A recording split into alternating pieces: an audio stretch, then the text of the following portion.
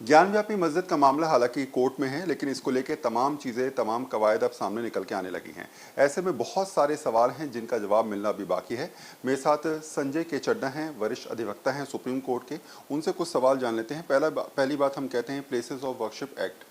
इस एक्ट के दायरे में अयोध्या को क्यों नहीं लाया गया, इससे क्यों एग्जेम्प्ट किया गया, इस पर लोग जानकारी चाहते हैं। देखिए, ये एक्ट आया 1991 में और किस परिप्रेक्ष्य में आया।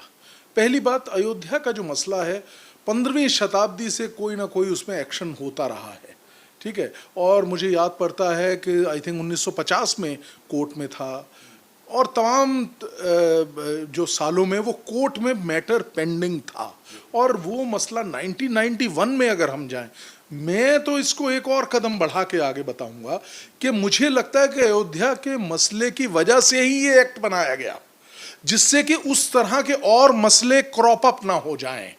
ये अल्टीमेट मेरे को लगता है कि उस वक्त जो लॉ मेकर्स के दिमाग में रहा होगा वो ये रहा होगा। देखिए, लॉ क्यों बनता है? लॉ इसलिए बनता है कि हमको सोसाइटी को केटर करना है, समय की जो नीड है उसको भरपूर रूप से पूरा करना है।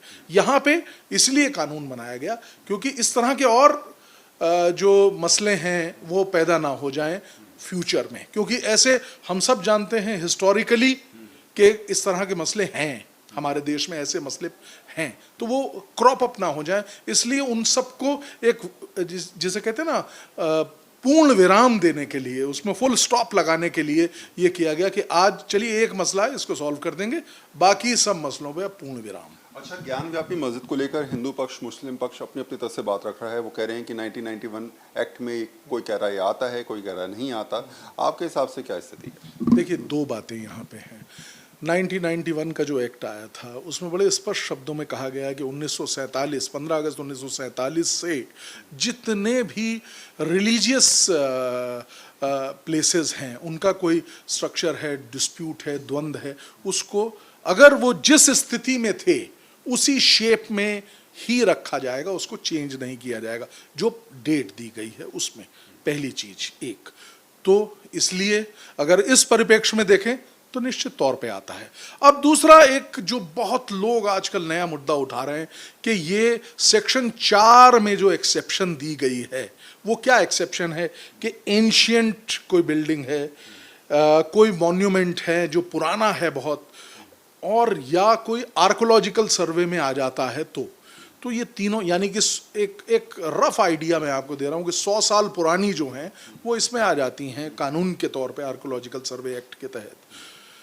उसमें अगर ये कहते हैं कि उस एग्जेम्पशन में आ जाता है, मैं लेकिन उसको अगर आप थोड़ा सा और जिसे कहते हैं ना कि उठा के देखें, पर्दे को उठा के देखें अगर, तो उसमें आप ये देखिए, अगर ये पुरानी और आर्कोलॉजिकल साइट हो जाएगी तो आप वैसे भी इस क्षेत्र में कोई दखलंदाजी नहीं कर सकते हैं। ये एक बड़ी, तो मेरे को लगता है कि दोनों पक्षों से, आर्कोलॉजिकल अगर है, एंशिएंट मॉन्यूमेंट की एक्सेप्शन में आता भी है तो भी फंस गया। यानी कि अगर ऐसे मत वाले जो लोग हैं जो ये समझते हैं कि यहाँ पे मंदिर बनेगा, इन दोनों कानूनों के रहते हुए मुझे थोड़ा सा लगता नहीं कि हो पाएगा। पहले क्या करना होगा, अगर मंदिर बनाना ही है, जैसे अगर ये सवाल आता है कि मंदिर बनेगा आप, तो उसके लिए इवन कोर्ट्स भी कुछ नहीं कर पाएंगी। ये मेरा अपना मत है कि जब तक कि ये दो कानून हैं, या तो इन दोनों कानूनों में परिवर्तन किया जाए, इनमें अमेंडमेंट किया जाए।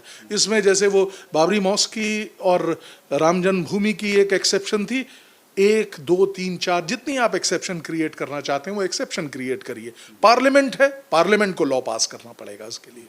एक आखिरी सवाल मेरा ये कि अब सुप्रीम कोर्ट में पूरा मामला चल रहा है और अब शुक्रवार को 3 बजे सुनवाई होगी। उधर जो है लगातार वाराणसी कोर्ट में भी इस पूरे मामले पर सुनवाई चल रही है, वहाँ की चीज़ें भी सामने निकल के आ रही हैं। लोग कह रहे हैं कि जो रिपोर्ट सबमिट की गई है उसमें एक आ गया कि कुछ हिंदू मंदिरों के साक्ष्य जो हैं वो कहीं ना कहीं हैं, हालांकि बहुत ज़्यादा चीज़ें खुलकर सामने निकाल रही हैं।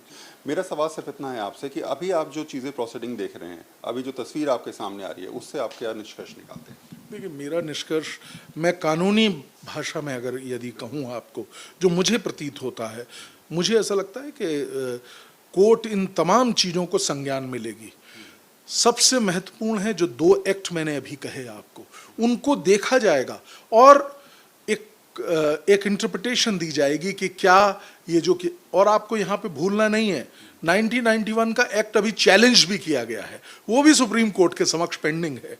तो ये तमाम मुद्दों को देखते हुए और फिर एक मुझे लगता है कि मजबूत निर्णय आना चाहिए, और अगर हम एनालिसिस की ओर से कहें तो एक रोचक निर्णय आना चाहिए। धन्यवाद हमसे बातचीत करने के लिए। इंसाफ है कि जैसे जैसे समय बीतेगा वैसे वैसे हालात, तस्वीर सबके सामने ज़रूर निकल के आ जाएगी, लेकिन हाँ ये ज़रूर है कि रोज़ाना नए नए तथ्यों के साथ चीज़ों को सामने लाने की प्रक्रिया इस पूरे केस को और ज़्यादा रोचक बनाती हुई नजर भी आ रही है।